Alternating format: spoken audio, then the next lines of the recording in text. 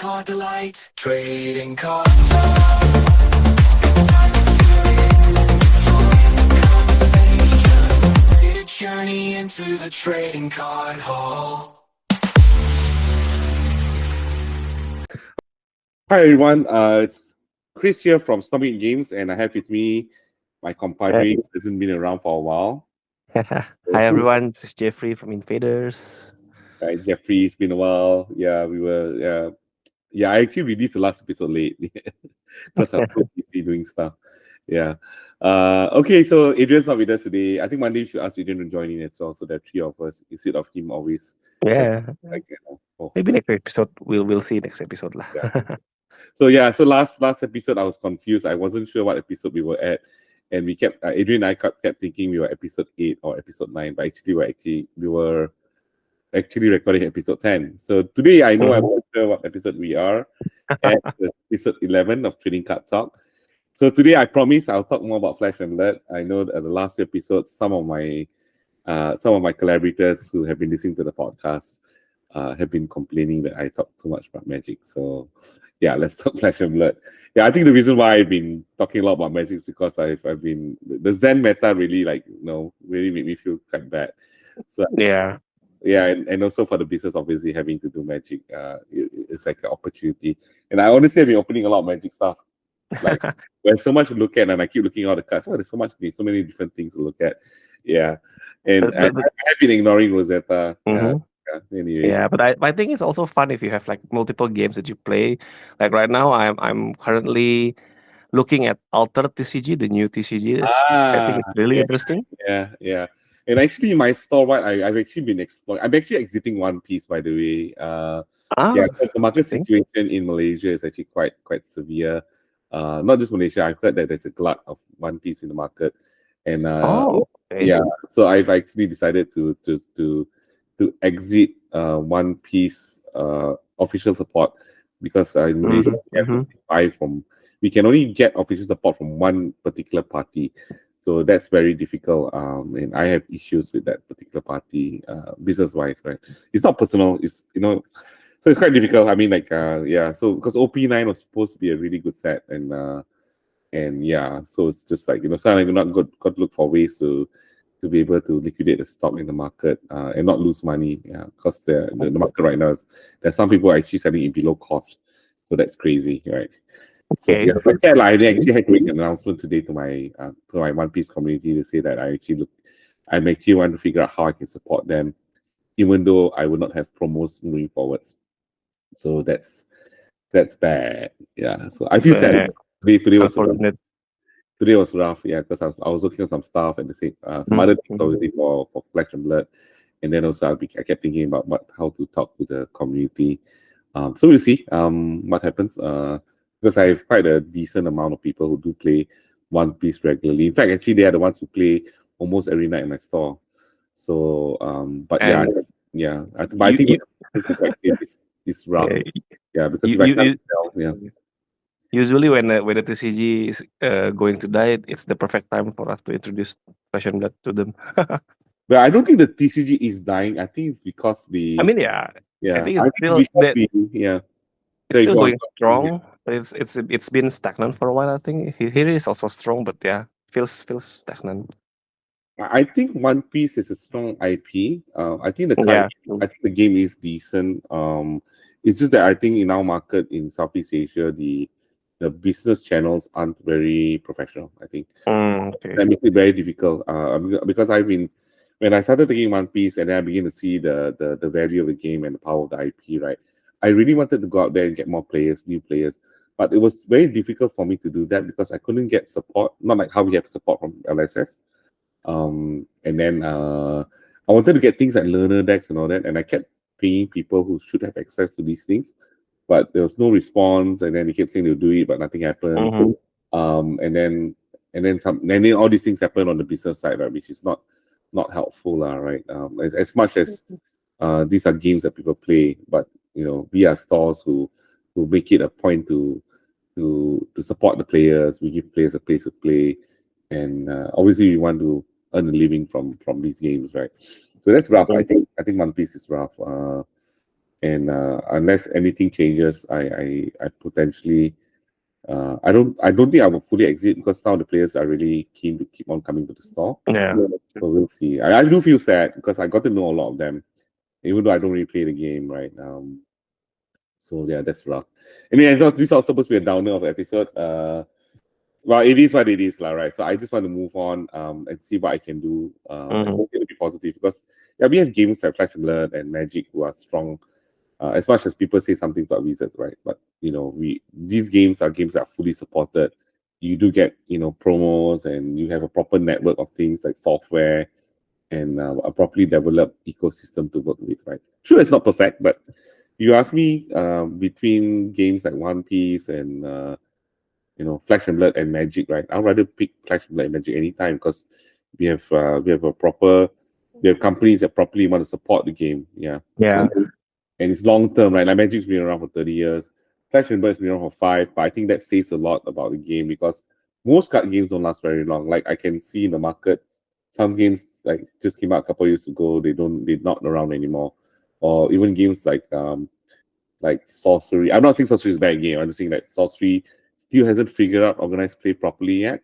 Yeah, so there are a lot of things we say about LSS, which I think are really good as a business. So that's why I love games like like Flash and Blood, and I appreciate Magic now because there's actually a proper business ecosystem behind it to support it, right? Yeah. Yeah, So, that I agree. I mean, if you look at Flash and Blood and Magic, they they know what they want to do and how they want to do it, at least in terms of the organized play. yeah. I think LSS definitely learns a lot from Magic, right? I mean, James White was a pro player, right? I mean, he used to play very competitively. He was involved. He's been involved in the business of card games for many years, even before forming Legend Story Studios, right? And I think that shows, and I think that will help these games. That will help Legend to last. And I think that's really important because if we put all our effort and life into this business, and we build all these communities and we create relationships with them, we want these games to go on forever because these games are good games, right? They're social games, they are games that teach you strategy. I think along the way people form good friendships as well. And, yeah. So I think that's sad for me. I mean, with One Piece.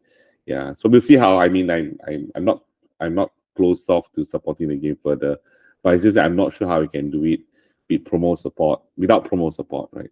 I think promos, it's not just about the value of the promos. I think promos are special, right? If you go play, if you just want open packs, you could, right? But the promos give people a reason to come. That's why people come for Armory. That's why people come for I think these things are fun things, right? Yeah, and I mean, yeah. So I think this is something that I got to figure out over the next couple of weeks. But I definitely made it clear to the business partner who's so-called the official sub distributor that I'm not going to be taking stock further from them, and I wish to discontinue my account with them, right? Because it doesn't make sense, right? I'm very frustrated with them. I've been trying to get positive conversations going with people outside of the local market to see how I can talk to Bandai Direct, but it's been so hard to get to that place. I actually made some progress, but this recent series of events have made it difficult. Yeah. So, anyways, we'll see. I can still get product, but there's no promos, so I am not sure what I'm supposed to do. Well, speaking of promos, I think I really like how they release the extended art version of cards in Armory promos and ProQuest promos, like lately for Flesh and Blood. Yeah, I think really love the art. Yeah, I think that's been a thing since Bright Lights, right? The EA promos for which one was it again in Bright Lights? I kind Bright of Lights have a couple of promos for EA, right? Oh yeah, I mean every promo like in Armories and stuff has been EA, but like in Rosetta promos, I think current set promos, they have these bigger. They put bigger emphasis on the art because they reduce the size of the text box and gives you a fuller view of the card artwork. Oh, okay. I've not been paying attention. I've been so busy doing. Sorry, guys, I have to mention magic. I've been so busy doing magic, right, that I've not. Yeah, that I'm not. Yeah, if you have the chance, you should check it, and Yeah, it's I feel like really like really awesome. photos at the store. Obviously we've been giving out to players, right? So Yeah. I've not looked at it. Yeah, I think Rosetta, I've just like sort of given it a miss a bit because like uh yeah, I don't know why the the set the set doesn't excite me as much, I think. Mm-hmm. Yeah, I think I'm probably looking forward. I think I'm probably definitely looking forward to the Jarl, the new Guardian Oh Origin. yeah. That's the one that made me stand up. So, oh yeah, because I got all the ice cards, and I know, and Jarl Vetreidi, like, oh, he looks so cool. I think, and he's the guy from Mangle, right? Yep. So Winter yeah, is coming. he's really cool. Everyone here is also hyped, super hyped about Yarrow. Yeah, I think Jarl is going to be. Yeah, I get to use all my channel league features and whatever, not again, right? I mean, Yeah. I think like what was it like last week? One of my friend, like the owner of one of the LGS here, also he posted a photo of his album that has this 9 page album, nine card page album Mhm. full of Channel like Frigid and Blizzards. Like wow, Yeah, because those cards went super down in value when yeah, meta, right? But I I know think they. players sometimes are very short-sighted. They don't realize that these cards come back again, right? If you intend to play that hero, that particular thing, that particular element or whatnot, right? Keep the cards. Mm-hmm. So the cards Yeah, yeah. will always be able to be used. I actually started liquidating quite a lot of my stuff because I realized I can't play everything. So I decided to just focus on a few things together with a friend. So we decided to just let go of some of our, because I need the money more for myself for the store and all that, right? So I liquidated a bunch of stuff, and also I think it helps out a lot of new players who are coming to the scene, right? And then we decided, okay, some cards we'll keep, some spare, double copies, but most of it we will liquidate. So I liquidated a whole bunch of stuff I had, like almost all my assassin stuff is gone, like the key pieces, like lethal witnesses. Mm-hmm. My I got rid of my codex of fealty, and not getting rid sounds bad, but I let go of codex of fealty to people who really want to play assassin, right? So I then like, yeah, a lot of my stuff is now gone. Command and Conquer, even I'm like, look, my tech level also doesn't use Command and Conquer, and I realized in Flash and Blood you don't always need to depend on Command and Conquer. There are a lot of things you can do to affect a player. It's like you think like it's just that 2 for 6 to give you the arsenal disruption is very important. I think sometimes it can be, but like in any card game, sometimes having the CNC in hand, but the opponent has no arsenal, becomes useless. It's just a 2 for 6, right? Yeah. And I So think LSS is currently like moving towards how every class should have their unique identities and right. rely more on their class cards rather than the or Yeah, correct. Yeah, I think they're trying to correct. Not correct. I think they're just moving forwards with the game, right? Yeah, Because but at the beginning, in the beginning, obviously there was not many cards, right? So they need to fill the gap with the generic, right? And now that you look at like that brute card that forces you to I can't remember the name of the card, but the one that forces you to your card gets banished after you get intimidated, right? I can't remember that yeah. card. Yeah, that one, right?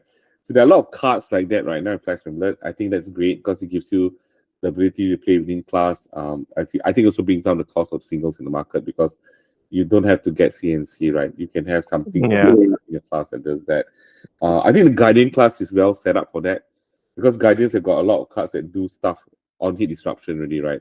Like even Disable from WTR already gives you arsenal disruption. Sure, you don't lose it, but the card goes to the bottom of the deck, it's gone. I mean, unless you can make it the third or fourth cycle, you probably won't see the card. Yeah.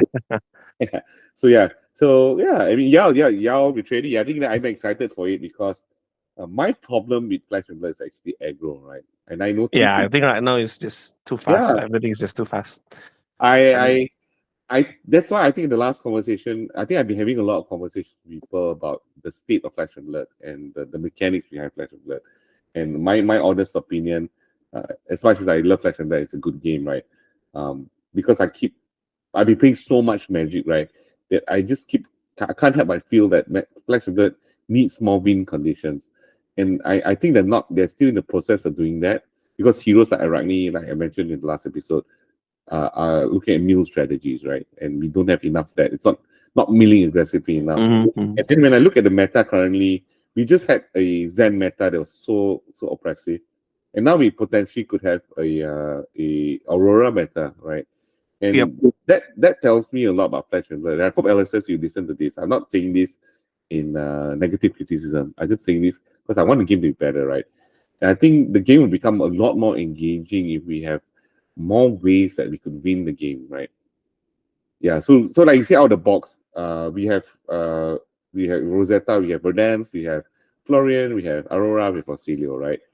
And then very quickly within the Procast season, prior to that, Aurora started taking a more dominant position in the meta, right? And that tells me that Flash Hamlet is too linear in its math. I'm not saying that's a bad thing.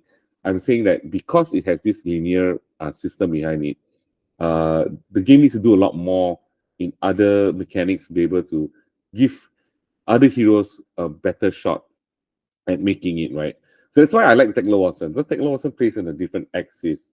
But unfortunately, with fast heroes like Aurora and Zen, it's impossible, right? Yeah, So, like, out of the gate, Aurora is so powerful because anytime a hero can attack you with go again for more than 4 cards, right? The hero automatically wins, right?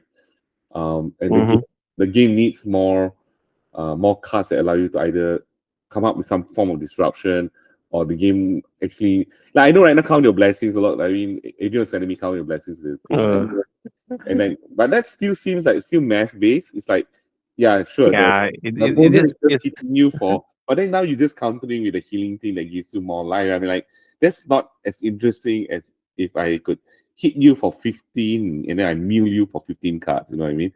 That needs to be more interesting, right? I think the game needs more diversity in hero win cons. Yeah, so it just needs more. The game needs more time. Yeah, right. So that you can have these different win conditions, still math based, still skill based, but other ways for you to be able to effectively disrupt your opponent in a smart way, right? Because it's so easy for someone to pick up a aggro deck and just go ham, right? So yeah, that's my thoughts, right? But yeah, I think the new Guardian is going to do well, right? Because we know in aggro matchups, the equipment pieces are very important for aggro, right? Yeah. So then the combo for him, the turning point for him to destroy you would be all his equipment pieces go up to generate that crouching tiger. It blocks up a whole bunch of damage, and then they just come at you aggressively after that, right? I think when Fire was in the meta, it was the same as well, right? You had when the Tiger Strike Chukos come up, and when you have the Furnace go up, right? That's when they start doing their stuff, right? And I think having this new mechanic of Frostbite, getting more Frostbite because you have empty armor zones will be very powerful, because that will be a good. So that means the fatigue player can take more time and be able to wait it out a bit more, because as long as they can survive that turning point, right, then all it takes is just one hit and the 4 frostbites get, they punish the aggro player with the 4 frostbites. Yeah. I think I love doing that when I get the Jarl in my hands. Then maybe I start playing more FAB, and then I don't know. Yeah, I'll probably start playing more FAB then, because I got stuff. I got quite a number of the Guardian stuff, and right now the Armory decks have been really good products, right? Like the Dash IO. Armory Decks is amazing. Yeah. The Dash IO deck just came to my store. I unfortunately was a bit slow at paying my order. That's easy, right? Then I finally, oh god, I forgot to pay. So but I did pay before the official launch date last week. It's just that it got stuck at customs, and then I could only get it this week. So anyway, the IO deck just arrived today. I got a bunch of orders coming in already. Already came in some, and I know I'm one of the few stores who ordered quite a bit. So and I want to do some maybe promotion or something to actually get bright lights up as well. So that will be a good combo thing for people to get their hands on stuff. Especially with bright light stuff quite scarce in the market. It's quite hard to find hard light. Yeah, quite a number of people asking me personally. It's like, do you have heist on hand, and do you have what's the other card you're looking for? think right now, Reset. Yeah, some people are looking for system reset. System Reset is one of the best. Yeah, I think. Yeah, I'm the only idiot who opened Bright Lights a lot last time because I was like searching for tech levels and stuff. So I managed to get quite a few things actually. I do have quite a bit. Nice, But I nice. didn't have. I don't remember pulling Heist. Heist is not that easy to pull. I think so. Yeah, Heist is one of the harder cards to Heist is pull, but right. I think that it's not really widely used anymore. Heist. I mean, Twin Drive is definitely the most used card right now in Mechanologist. Yeah, but Twin Drive is not that hard to pull. I opened quite a bit of Bright Lights Really? there. Oh, okay. Yeah, so I think I pulled like 2 or 3 Twin Drives before. Nice. Yeah, because like no one was opening it, right? So I was like, okay, I need tech rolls and stuff anyway. So at that point in time, I wasn't doing magic yet. So I was like, okay, since all these flash and blurs around, so let's just see whether I can get a marvel. The desire was to try to hit a singularity marvel. Yeah, that one is really cool. But I know that card is really hard. I think Malaysia so far, I think only we had 1 or 2 people actually pulled it. I ended up buying mine from a Singaporean. Yeah, oh, that's my cat. Okay, hello. So yeah, Jarl Vetreidi, that's going to be exciting. Yeah. We get to use our, I don't channel the Bleak Expanse, channel like Blizzard. Yeah, and also Guardian has been absent in the meta for quite a while now. And we'll see if Jarl is enough to make a splash in the new meta. Yeah, but I think he'll do really good. He will do pretty good against aggro decks, but will still face the same problem against like decks like Enigma or Nu. But let's see if the Frostbite makes any difference. I remember when I was playing Olhim and when the original Prism was in the meta. That was rough. I didn't know what to do. I think now I can do better because I know and now without Spectra, right? Yeah, it's going to be a bit better. Yeah, I think it should be a little bit better. Yeah, I think so. I think Enigma is not going to be as hard to take care of. I don't know. I have not. I just got crushed by Florian a couple of weekends ago. Yeah. So Tegloverson cannot lah. He's too slow, and like when Florian went online, then Tegloverson just got smashed. I was like, four rune chance, almost. It's quite easily with regards to Up Knight, right? Oh man. Yeah. So that's Jarl Vetreidi. And then Dash IO is in now, so I guess you'll see. I was talking to Adrian like 2 weeks ago, right? And Adrian said quite likely Dash IO will be one of the contenders for Worlds. So we'll see. I know a lot of the Mechanologist players have been looking at it. Tom Downing is studying that deck and seeing what he can use from that deck, right? Yeah, a lot of things can be used from the Armory Decks, and I think it solves a consistency problem in Dash IO, but it's still a really high skill ceiling deck that you really need to be a really good pilot to maximize the potential of the deck. Like I tried playing Dash IO like just yesterday, and I'm really confused on what the player is the most optimal play line should be. Oh, okay. Like, and how to manage your number of cards in deck because of the boost mechanic in Mechanologist. Because every time you attack, you boost, you banish a card from your deck, and it really thins out your deck and puts you a lot faster to fatigue. So I think it's interesting. It is an interesting take on aggro decks, I think. That has been the weakness of the Mechanologist class, right? But that's why you have hybrid classes in Mechanologist, right? I think the original Dash always had the ability to pivot. I mean, with the right, obviously. Yeah, the original Dash can be built, or they can actually go straight up and go aggro, right? Yeah, it can be built hybrid for the original Dash. But I think for Dash IO, it's a little bit harder to pull off. Yeah, correct. I agree. Because Dash IO depends very much on her ability to be able to play out the items, right? So yes. So yeah, I think that's going to be interesting. And I think the Armory Decks are a smash hit. I think they're a good product. I just find it a bit odd that it's not the regular product line, you know what I mean? Like it's going to be a limited run, like all the stores get limited allocations. I understand why they do that, it's good, so that they reward us for continuing to support the game. But I think it's a product that they need to have more of it, right? I think the allocation for stores is only limited for the first order, But after that, I think you can like reorder the item as Yeah, you can. normal, because I Assuming understand. assuming distribution has stock. Yeah. Yeah. Mm-hmm. So yeah, I took up my full application for Dash IO because I really love the product. I think it's a really good product. I think the only thing that's challenging for me now for products like that is that they release in odd intervals, right? So it's like I don't get to optimize my shipping to bring the product in. I have to like figure out a way to like get more stuff to be shipped over, right? Rather than just shipping just 2 cartons of Dash IO, right? So I think that to me I find it a bit weird because so far in Flash and Blood we've always had to order just in sets in seasons, right? So we Yeah. can bring in enough, and then we have to do a reorder later than we do. So yeah, Yeah, but I the don't know. problem is when Yeah. one of the glaring problem is when you reorder it later, the hype may have died down a little, and it's gonna be a little bit harder to sell the product. But Yeah, I correct. think Yeah, it's still a really good correct. Yeah. option for new players to get Yeah, into the I think game. my approach to products like this is not to just drive on hype. I don't mind bringing it later because I know these products sell over time. Sure, it stays longer, but because I'm the only one who has it, right? I believe it will move because it's a good product. As long as you have a new player coming in Yeah, yeah, and you can good. recommend this product, it's a it's a easy. Not just, I wouldn't say it's an easy sell. It's the right way to tell people to pick the right product for people to pick up. You know what I mean? Like Yeah, I would recommend the Armory Decks over some of the Blitz precons anytime, right? Especially yep. if you want to play CC, right? Yeah. So that's why I think these products are worthwhile to buy.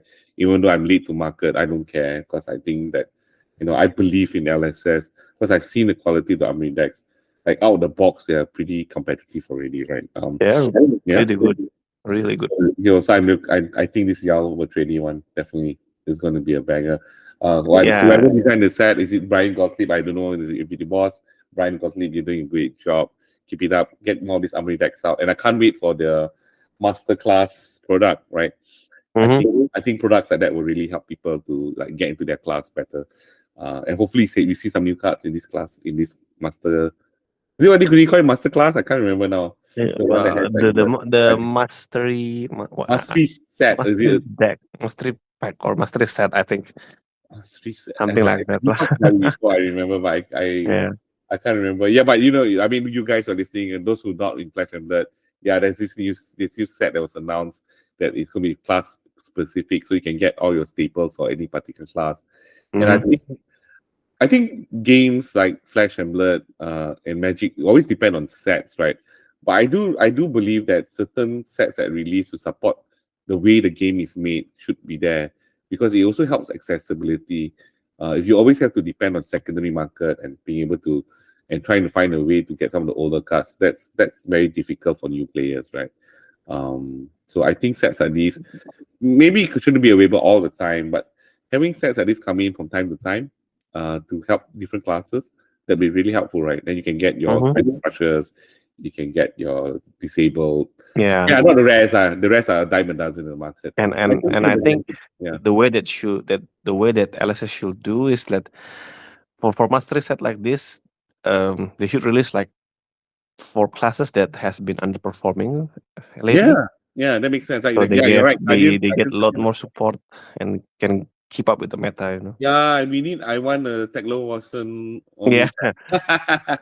Yeah, my idea for Teklo Watson is that he gets like robot drones that can support him. So like drone Yeah. right? I mean, not a lot, but different drones that he can use for different situations, right? Maybe not too much. It can't be too powerful, but at least they give you a bit of a fighting chance against certain decks, right? Yeah. There's like a shield drone that gives you a bit more defense. Because one thing about mechanologists, I really don't like polluting the deck with other cards. I just want to see mechanologist cards in there. Yeah, true. Anyways, so that's Jarl Vetreidi. We were supposed to talk about other things first, but no worries. I think this is a much better conversation. So anyways, in the world of Flash and Blood, we have Worlds coming up like just in 2 weeks' time. And incidentally, in the 2 weeks' time, I will. No, I think it's 1 week. It's next week. It's next week. What is this next week? Next week. Yeah, it's just one more week, right? So next So week I close. will be doing my 5th anniversary celebration in a convention. It's a trading card convention. Oh, So nice. I managed to work out a deal with the organizer, and they wanted to support Flesh and Blood. So I'll be going in there. We'll be running, Mhm. and I'll also be working with my partner collector and this and their sister organization collective. And then we're going to combine together to run our fifth anniversary celebration at the event. So we're doing back to back 2 days of 5th anniversary celebration. So I will Oh. run everything. So we will do. Uh, well, it's not. I mean, the hall is big. The hall can actually fit like over 100 people. But for 5th anniversary, we wanted to make sure everyone got the IRA promo, right. So we're just Mhm. going to do 16-player event there, and people will get entry directly into the event, so they can Mhm. check out the convention, see the other things. And the convention is going to be pretty cool because Arita, who is, I don't know whether you know Pokemon. I don't really know Pokemon. All I know is that they tell me he's like very famous artist in Pokemon. And he's going to be there doing autographs and stuff like that. Very high end autographs, right? For the Pokemon Mhm. community. We're going to have a magic artist, Julian Cox, actually Malaysian. I think he's based in Singapore. He's coming in as well. And all these artists actually did exclusive promos for the event. Really nice, very cool. The organizers are passionate about TCGs. They managed to get some support from the Malaysian government for tourism, Malaysia. And Oh, yeah, nice. really nice. I think it's going to be a great event. Can give more exposure to Flash and Blood. I'm going to be there, probably working with Collector as well to do some streams. So for those of you out there who don't know this platform, Collector is a collectibles platform.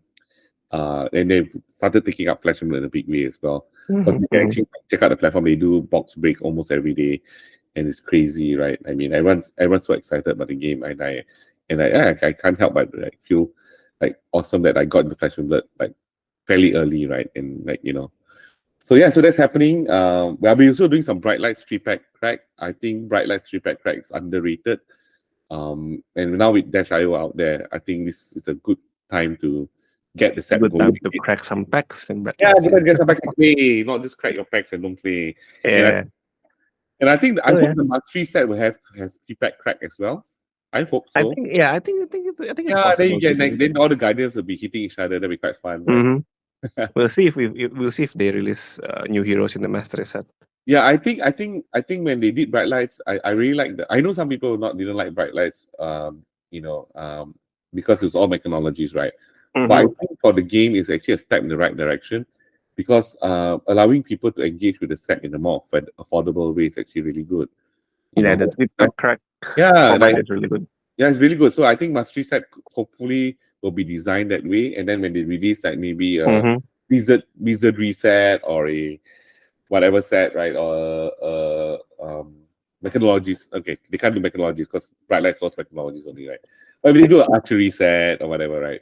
I think Ranger set, I mean, then you have all these rangers shooting arrows at each other. You have or you have all these fighters just fighting, those warriors that just fighting with the weapons with each other, Mhm. or arcane damage set, or that'll be fun, right? Then you can do 3-pack crack, get the cards that you want, actually play with the cards that you don't always play with. I think that's something that I really appreciate about limited formats. Yeah. So that's gonna be exciting in about a week's time. I'm actually doing the preparations for it. It's a lot of hard Nice. work. Been having a lot of online meetings, Mhm. Mhm. meetings, talking to various parties to make it happen. And I'm actually a solopreneur, right? So I don't have all the stuffing in the world. So Mhm. it's like really rough to put it together. I don't have I think you can probably like ask the community to help you if that's possible, because this weekend we all will also have Flesh and Blood booth in the convention also, as well. yeah, It's yeah, yeah. called the Indonesia Game Expo, Nice. and we will have like a lot of games, like from retro games, present games, and Hmm. future games. And one of them is the TCG area. They will have this showcase of multitudes of TCG, and one of them is a booth dedicated for Flesh and Blood. Hmm. And so the one who set up the booth, the distributor, like have been asking people from the community to help with teaching the game to the visitors of the convention. Yeah. And I think they also have contacted like 4 artists that will also open a signing session in Saturday. They Ah, are Kevin Siddhartha, Nathaniel Himawan, Anwar, and BW Sagi.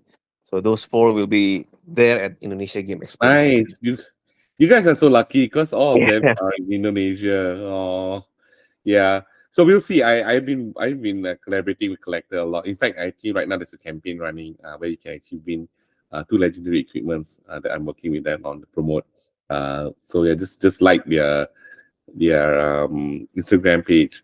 Just comment your friends in, and then you can win. You check it out. I can send you the link. Then maybe you could get some legendary equipment you can give to people in your community because it's free. Yeah.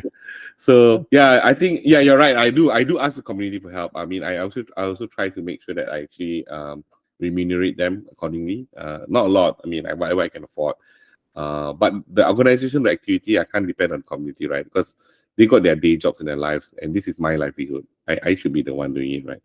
I just wish I had more people I could employ full time or even part time to work. The business is still very young, so I can't do that. So there's a lot of sleepless nights. I have to do a lot of the day to day stuff for the store sometimes here and there. I'm letting my I've got a store manager now, and I've got a part timer who just came in as an intern. Hopefully, I can keep him on. So they do. I'm getting them to do more of the work, but it's a bit frustrating sometimes because I have all this experience, right? And sometimes I feel very impatient. I can't download to them, so that makes it. So that's why I'm like I feel like I can't move as fast as I would like. But yeah, a lot's happening. The business is moving forward. I think the games I'm doing in the store is moving forward, so I'm glad. But still, I mean, I wish I could have more people to help out. Then I won't be so tired every day. Yeah. So yeah, it's exciting stuff. And then after that, I'm actually trying to. I was telling everyone on the pod last week, the last episode as well, that I'm actually trying to work on something to make calling KL bigger. So I think that we are close to getting that to happen. I hope I can announce that soon. Oh, If it nice. happens. Yeah, we want to because it's an opportunity, right? I feel like the calling coming to KL is a big deal. We don't make that. I think for the TCG world, like those always in flash, we think, oh, it's just a calling, right? Because we've seen it before. We got the calling Singapore, we got the calling Phuket. But I think it's a big deal, right? Because outside of the FAB world, no one knows the calling, right? Or outside the TCG world, and I think championships like that a big deal because it's highly competitive. The players put so much heart and soul into the game. They spend money, getting all the cards and all that, and they play competitive at the highest level, right? And I think that deserves more attention. And I think Flash and Blood deserves to be showcased more. And True. and the calling is a good opportunity for us to do that. And hopefully, when that happens, right, we can really make the game grow. And my hope is that by working on things like this, with LSS and with the tournament organizer and all that we can actually really get more people to see Flash and Blood, get more people to go and play the game, help out other stores. I mean, yeah, I know these guys are my competitors, but I really have come to learn that the card game world or the card game business doesn't need to be like cutthroat, right? I think we can all work together because we all need each other, because players also like to go to different places from time to time. They like to travel around and they like to meet new people. I think our stores function like different community centers where your different players can go around, they can meet new friends in another store, and then like from time to time go to different places to play, meet new people. Yeah, I think it's also it's fun. That sounds like a very healthy way to do it, and I hope that's something that by me doing this, I know Stormgate Games won't get all the benefit, and I don't intend it to be because I don't think I can even handle like 1,000 players coming to my store. That's just not possible, right? Unless my store is like freaking big, right? And I don't think I can ready to handle like a freaking big store with like 50 employees also, right? I need to be able to scale up appropriately, right? And I think card games need more attention. I think card games, all the stores can help work with each other to support the community, right? So that's why I hope this will work. I hope this is something I can announce soon, and when it does get announced, then I really wish all the best to all the other stores who will benefit from this, because all these players that hopefully this will bring in Flash and Blood big root in Malaysia, right? And hopefully as well. So yeah, so I'm really excited about hearing it. It's good to be working on something more big picture. Because I think the game deserves more spotlight. Like, Yeah, true. it doesn't have as much market. I think the recent marketing ad they did with the three floating guys, that was quite fun. Do you see it? The one that had the Cobra Kai guy, and he was like going to the game store. Then he met all the champions there. Oh no, I think I haven't You seen haven't it. seen it? You should watch it. It's cool. I like it. Yeah. So yeah, we need more ads like that, right? Because when I see how Wizards does their marketing for Magic, I think Speaking Yeah. of spotlight, one of my friend earlier this day sent me a tweet that shows that LSS has been putting ads in a Videotron somewhere in Japan. I assume it's in Osaka to promote their World Championship there. Oh yeah, nice, awesome. Yeah, I think those are some things that I'm trying to get to happen as well. Yeah. Like for Malaysia, if we can get like, okay, maybe not jumbotron, I don't know, but yeah, big stuff. I mean, yeah, that's what I want to do. I want to like, be able to like, go downtown KL and see like Jarl Vetreidi in a big skyscraper ad thing. That was really awesome, right? Yeah, but we don't have. I know it's expensive. Ads are expensive. I don't think we should simply do ads for Flash and Blood. I don't think that's wise spend. But strategic ads, I think that's very powerful because you want people to see. But the main thing is actually educating people, right? A lot of people who don't play card games don't understand card games. They don't understand how it can sharpen your mind. They don't understand the social aspect. I think that's also because a lot of times most card game communities are very close, right? We just huddle amongst ourselves. But I think that's changing now. I think Flash and Blood is one of the more open and welcoming communities. I'm not saying Magic is. I think Magic is transforming as well. The Magic community is becoming more open. But Magic also currently has its weakness because too much emphasis has gone into Commander, right? And Commander, from a store perspective, doesn't really help the store. I mean, stores haven't figured out how to make Commander something they can monetize, right? Not in a bad way, but the store needs to have income as well, right? And the Commander players are sitting around and just playing Commander and not really supporting the store. Yeah, they usually just bring their deck, sit down, and play. It's only very hard. It's only very hard for the store because the store has overheads. If the Commander players consume all the tables and they just get, let's just say they just get one ring, that's not enough for the store, right? Because we be able to be buying packs or stuff. And unfortunately, no, I wouldn't say unfortunately, card games are always designed to be competitive, right? And it's always the competitive players who spend a lot more on cards in order to keep up, right? Commander does have spend, but that means the store just have to have a huge amount of singles that doesn't really move, and that's not effective. It's not healthy business practice, I would say. Right? Yeah. So yeah, but with Flash and Blood, it's not like that, right? Yeah. So I don't know how the PVE would be, but I really hope the PVE will be something that can be self-sustaining for the store, meaning that the players come. Yes, they come to play, but they don't just sit around and don't spend, right? But they come, they actually can drop some money for entry fee. They get something cool in return.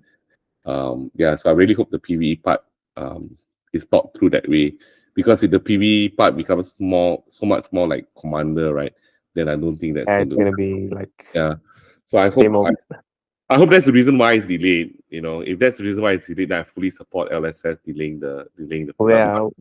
You need to have we'll see if they announce anything in the keynote presentation in Osaka next week. I hope so. Really looking forward for any announcements they'll make. I think they're gonna announce the next set. Definitely. I'm sure they will announce the next set. There's no way they will not announce the next set. Yeah, it's true. Yeah, so yeah, I think Worlds, I don't know. Worlds will be, but Worlds is going to be around the same time as when Foundations comes up from Magic, right? Okay. Because Foundations is supposed to be the set that sets the stage for Magic for the next 5 years. It's like the core set. Like yeah. So all the people who are long-time Magic players or been in the Magic scene for a long time tell me, hey, this is actually a core set. I say, what the heck is a core set?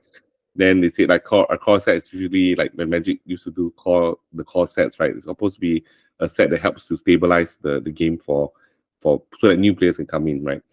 So Magic's a very different product, right? It's got rotation. It's got I'm not saying I think rotation isn't a bad thing. You know what I mean? I think rotation has its value as well. But if you don't want to be too heavily rotated, then guys, please play Flesh and Blood. People always come to me and say, "Oh, my Flesh was so expensive." I'm like, dude, if you look at your Magic, whatever game you play, right? When you keep up with the meta, if you actually calculate all the money you spend over the next 12 months, right? That's actually the amount of money you spend on your legendaries for Flesh and Blood. And Flesh and Blood is non-rotating, right? Sure, the heroes go Living Legend, but 98% of your cards can still be used, right? Yeah, class card then, is still, your class card is still there. And a lot of class staples are still usable, like in multiple heroes. Yes, correct. And the thing is, right, of course you can't play with every single card you have in your collection, right? Because some will not be relevant at any given point in time. Some will be very relevant, right? But that's just how it is, right? With card games. But you don't need to buy other classes. Just buy your Guardian stuff. And I think the price of legendaries, especially the RF ones, the remote foil ones, I think they're gotten better now. It's a lot more affordable. I remember when I bought my Tectonic plating, I spent like 500 ringgit on it that time. But now Tectonic plating is about, I think most legendaries now are now within the 100 ringgit, 200 ringgit range. I think so, yeah, 200 ringgit range. I think to all those of you who are not Malaysian, that's roughly about Malaysians use a factor of 4 to the US dollar. I think I know it's like 30. Yeah, so you can get it like 30 US like dollars, 25 US dollars, maybe at most 50 US dollars to get the legendary. And I think that's a lot more cheaper than when the game first came out, right? Yeah, definitely like way cheaper.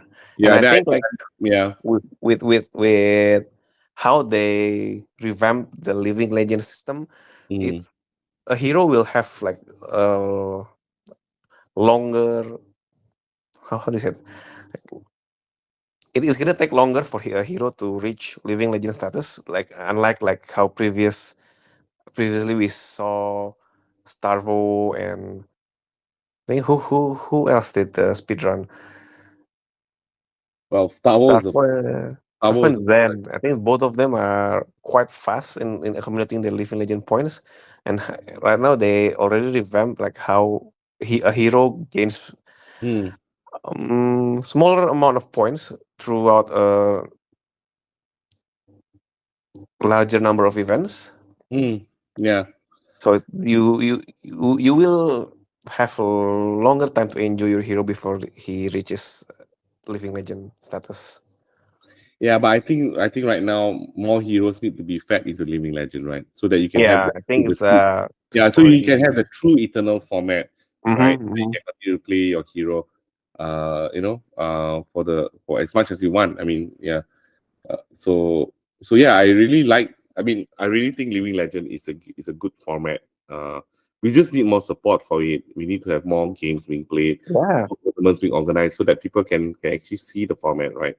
Because a lot of us understand the format, what it's going to be like. Will Star Wars really dominate? I think my last conversation with Adrian, he said that's not true because some of you have been playing Living Legend in Indonesia, right? Yeah. And I think the upcoming Team World Cup in Osaka will also feature Living Legends for their first 5 matches, I think. Yeah, I think that's going to be the answer, right? If people are talking about rotation or they don't like the Living Legend system, I'm like, look, card games have to be dynamic, right? So you've got to remember with the Living Legend system, you can continue to play after that. And it's going to take, it's a matter of time. The Living Legend format will come into play and it will become something that's a good format to play in over time. Just need to be patient, right? And don't be so serious about your games. Just play the class that you like and enjoy yourself, right? Once there, I mean, unless you're going to be playing in the pro tour, sure, be super competitive, right? But why does it matter whether you win every time in Armory? All right. I think what's important is that you have a fun time playing. And then your opponents have a fun time playing. I don't want it to be like Commander where sometimes people don't know what they're doing, right? But at least you know what I mean. At least if your hero, I think what I want in the card games is that I have a fair shot at winning, right? And I think right now, like I said before at the beginning of today's pod, like the aggro class is just too aggressive, right? Like you don't even have a fair shot of winning. It's not even 50-50, right? It's like a 20-80 that you will lose, right? 20% that you can win only, and 80% you lose. And that's always a feel good, right? And I think So it's really more important that you play what you enjoy rather than aiming to like win every match you play. yeah, correct. And but I think that And can only happen when the environment in the store and the community becomes more relaxed, right? Then yeah. you can go home and just like you can go home and just like, okay, I'm going to play like Auxilion today, right? I don't care whether I win. If everyone comes in that kind of mindset, then like Auxilio will turn up at Armory one day. You will see, you'll see Kasai being there, and whatever. You see Techno Watson playing, and you see a Max Velocity, Max Nitro playing. You know what I mean? So I think that's more fun. I mean, if you walk the Armory, you have like 10 different heroes represented. That's a lot more fun to play, right? Rather Yeah. than walk the Armory, you see like 10 Zens, and you're like, oh my god, I'm going to play, right? You run And I away. think like speaking of like Max Nitro, Auxilio, both of them have won ProQuest. Like even if you play non-meta heroes, there is still a chance for you to win. This game is Yeah, like this game rewards more about your like hero mastery and correct. I agree. experience. Like yeah, like just a couple of weeks ago, I was just because I always carry my Techno Watson deck around with me almost everywhere I go, right? So then after that, I played against I think it was just a pre-con Verdance, right? So after that, okay lah, I haven't played against Verdance before. So I was like, and the pre-con Verdance destroyed my Techno Watson. I was like, oh lord. And like, oh, he like by the end of the game, Verdance had like 40 life, and then I was at 0. I was like, what happened? It was fun to see. I mean, I didn't mind losing, right? I just like, okay, Yeah, like great to see that hero do what it does. So next time I got to figure out how to play against that hero. Uh, Unfortunately, like I say Techno Watson doesn't have all the support. I mean, I have the new modular piece now already, but but not enough. I mean, like he needs more AV, right? yeah, and I think he needs a little bit more speed to like compete with other decks right now. Yeah, I think he just needs a bit more. You're right. I think he just needs a bit more speed. Yeah. Right now, it's So just too anyway, slow, like against deck that aggros but you it's down. fine. You I can mean, set up. If Techno wasn't isn't able to form, it's fine. I got it almost fully. I got the CC one fully folded up. Yeah, and Once I think yeah, disruption is also a good upgrade for Teclophosen if they have like slight like disruptions. you know how in Magic, I don't know. You haven't played much Magic, right? Magic when you play Commander or even in the other formats, they always got this thing called bot wipes, right? So I'm like thinking, Mhm. can that exist in FAB? Like Technology has got this like like EMP pulse, right? And then like Yeah, yeah. and then the EMP pulse, maybe you can't play many, maybe you can only play like one in the one. It's like a legendary specialization thing. You can play one in the deck, and then like he can when he does that, right? Then all enigma spots get destroyed, and then like he has a chance after that, right? Something like that. I don't know. Yeah, but I think in the Fashion Blood, the hard thing is that when you print a support for a hero, specific hero, for example, Teclophosen, we have other technologies in the mix like Max Nitro, Dash IO, and they will uh, subsequently get the same upgrade as well, unless you make the support for Teclophosen a specific specialization for him. So Oh, you it's can it's, do that, it's a right? I really mean, hard. It's hard yeah, to you can balance do that, here. right? Like Azalea has got quite a few specializations now, right? Yeah, yeah, So they did that. You can do that. I think you can create specific cards, lock it to a certain hero, and then of course balance it out by the number of cards you have access to, right? Like if the card's a really super powerful card, then you can only have one in the deck, right? Like Singularity, you don't. Mm-hmm. I mean, can you imagine if I had 3 copies of Singularity, right? Oh, yeah. That would be insane, right? So I Mm-hmm. think I think I think the way Flash and Blood designs their cards and the way they balance the power levels is good, right? Because they have specialization as a keyword, right? Yeah, So that's if you want to give support to any kind of hero, any particular hero, you mm-hmm. just make it a specialization to that hero, and then the legendary rule, just like in Magic, means you can only have one copy in your deck. Yeah. I So do like then you can have some of these super powerful cards that help to give the hero more support, but it doesn't count. It doesn't unbalance the game, right? It just means that the hero does better in certain things, right? Yeah. So I think yeah, I know I think it's I don't think any hero should be able to be all powerful. I agree. So I think that Lawson, to be fair, should have some matchups where he struggles against. But right now, he struggles against almost a lot of things, right? He struggles against everyone. Yeah. So he's like Iron Man with aluminium armor. So yeah. But anyway, I always talk about Tech Lawson because that's a hero I really enjoy now. But I'm sure other people who play other heroes and they feel the same way sometimes about their hero, right? And I think this is something that that every one of us probably feel that when we play the particular hero, because we really like that hero, the way it plays, Yeah. the way he plays, right? And it's like then you wonder like, what can I do? Yeah, I think in mechanologies is one of the harder classes to figure out and to build a deck for, because of the flavor of mechanologies. Yeah, I was just saying this to Adrian last week, 2 weeks ago, and I was saying that I don't want to put other non-mechanologies cards in. It's just like going to pollute the deck, right? I know that's not rational, but it is what it is. It's Oh, how I completely agree with you actually, because I really hate seeing people playing slapdash. No lie, but yeah, like it just goes against the identity of the class, Yeah, I think that's something that I find that Flash Hamlet is very much about it's a very hero-centric game, right? Yeah.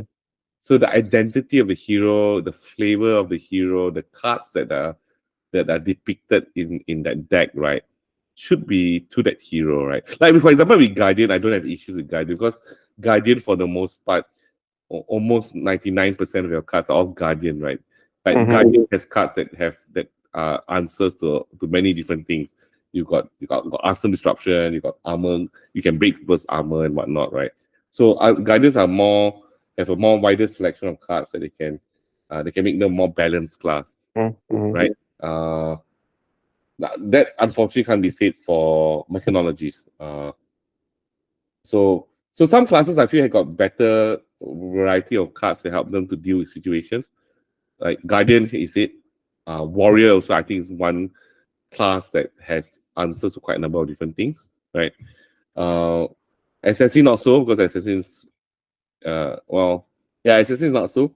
Assassin seems to be a very fragmented class.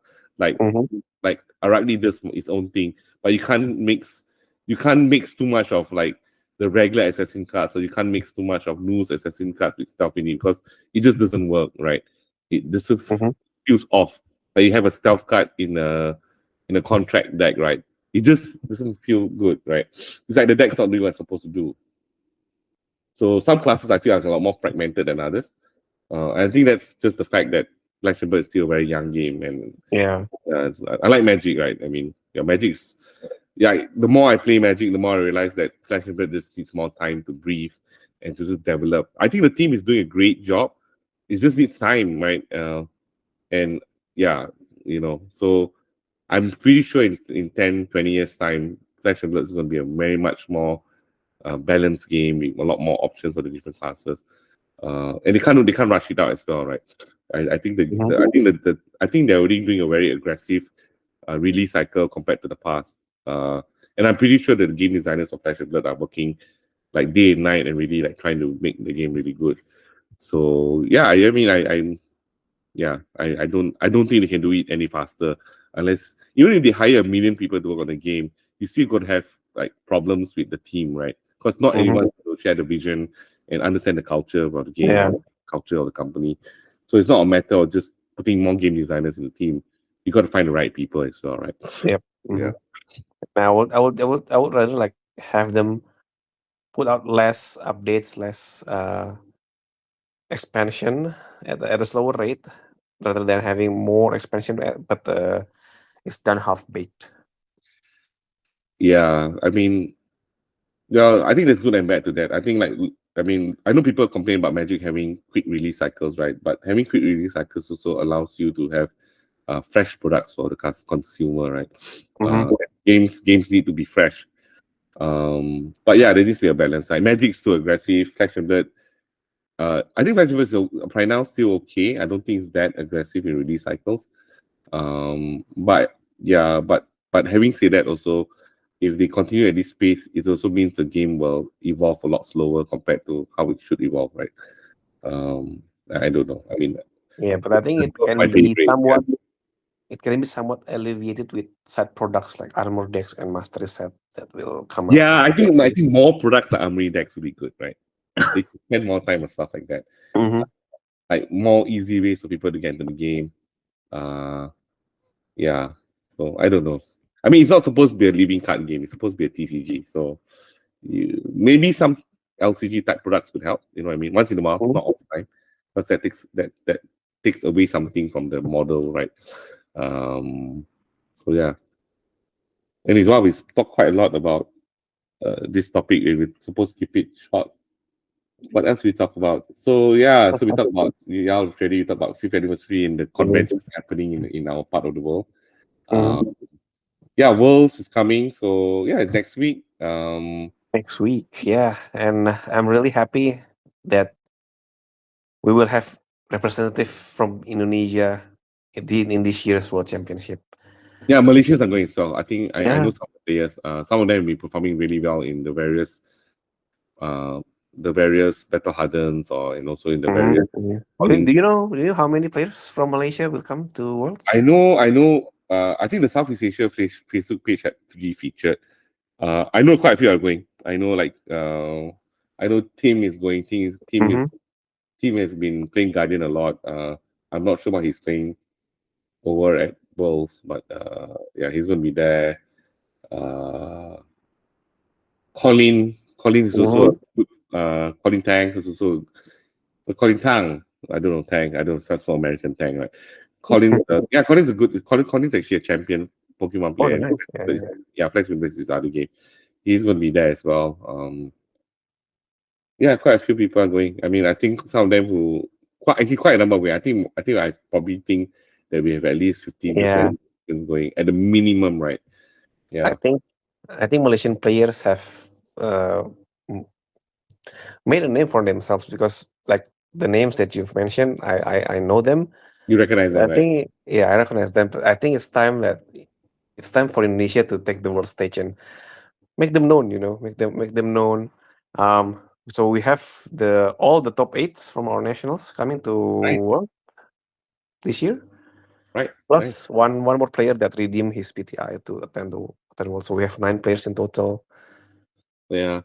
I think the challenge for good players in our now part of the world is basically it's basically resources, right? Like cash. Yeah. Gold.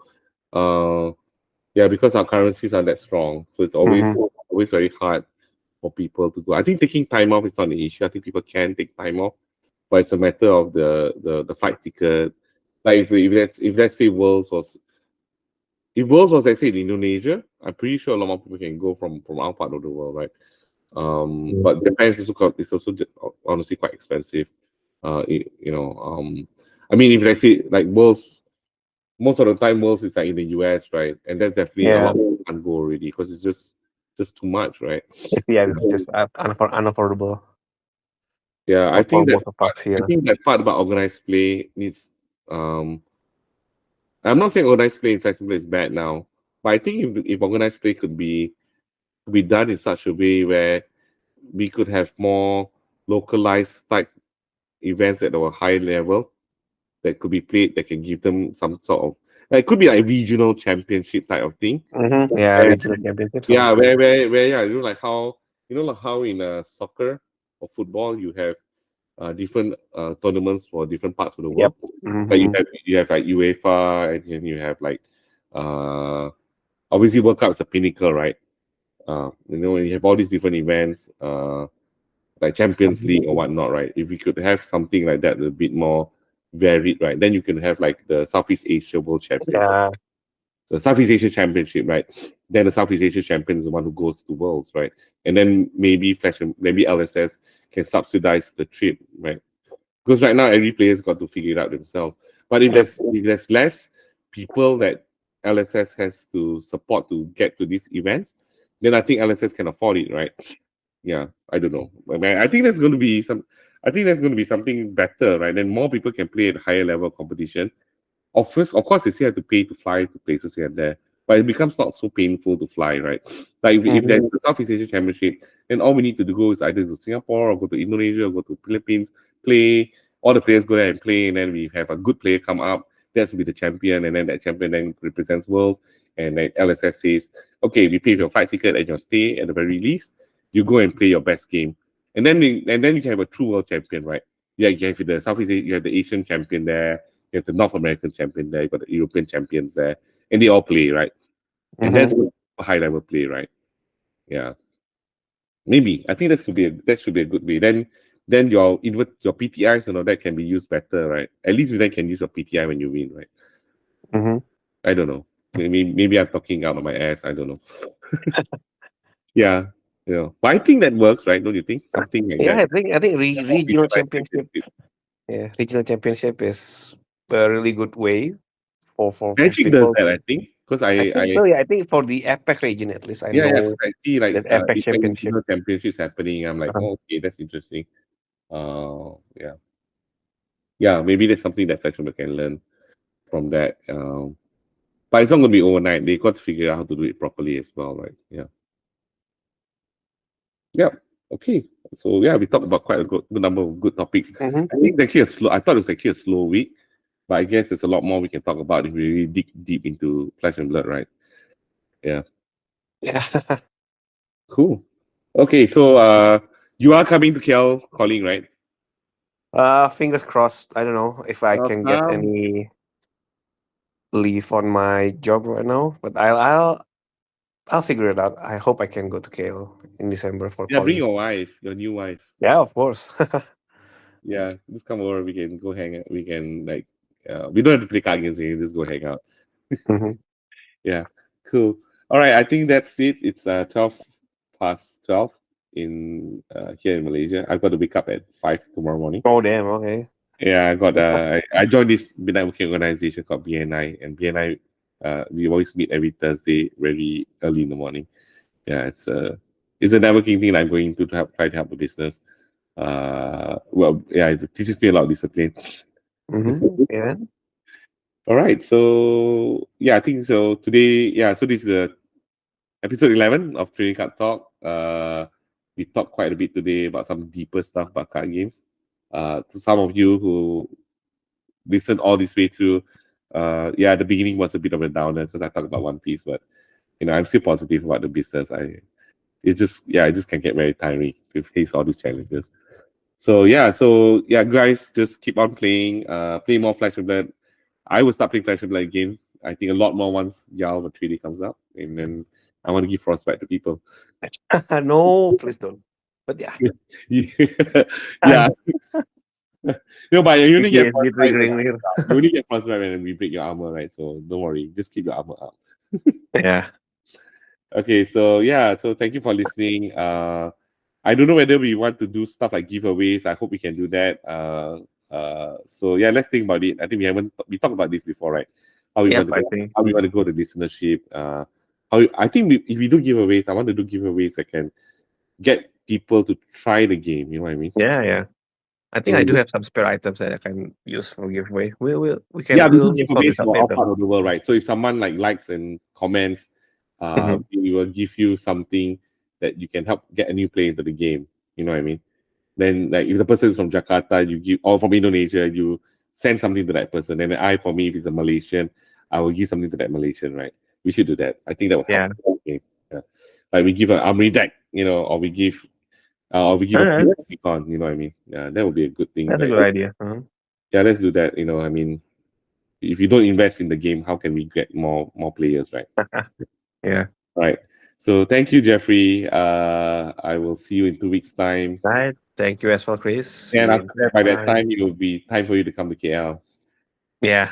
It's not very far away, It's not. And I mean, the flight is also affordable. 1 month away, that's it. I know. By the time it's going to be the calling already. Yeah.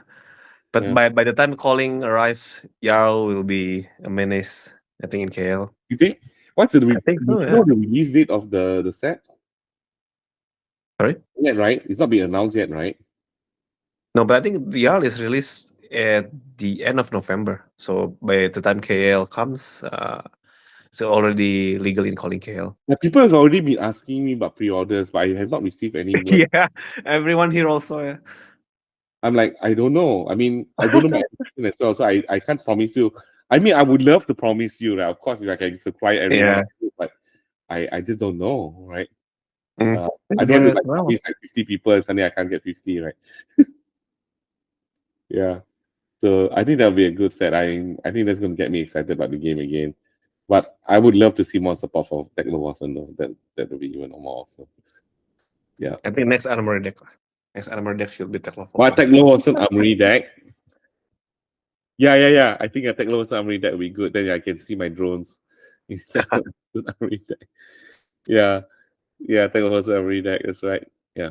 Okay, I think we've just gone on long enough. So anything you want to say to our listeners? I know we don't have a lot of listeners now, but I know that some people do listen. So let's see what we can do to grow our listenership. Yeah. Anything you want to say? I think this year's World Championship will be fun. There's Indonesian players coming, and I really hope that you can root for them. Anyone from Indonesia, root for your representative in Worlds, and yeah, I would definitely. I think I want to take a broader approach. I want to root for any Southeast Asian. I think so. Don't care whether it's Singaporean, Malaysian, or Indonesian. Malaysian, Philippines. Justin Koo, right? Justin Koo, good player. Yeah, I hope we have a Southeast Asian champion. And no offense against people like Brody Spurlock or Hidden Deal and all that. But yeah, I think it'd be good to see but the Japanese are really strong, right? The Japanese are crazy strong, yeah. So we'll see. But the good thing about card games is that it doesn't depend on your physical size. It depends on your skill, right? So all of us, or anyone has a shot if you play well to win worlds. Yeah. So okay. So good night, everyone. I hope I can get the pot out faster. But, night, everyone. Bye bye. Thank you. Bye bye. Thank you. Card Delight Trading Cards.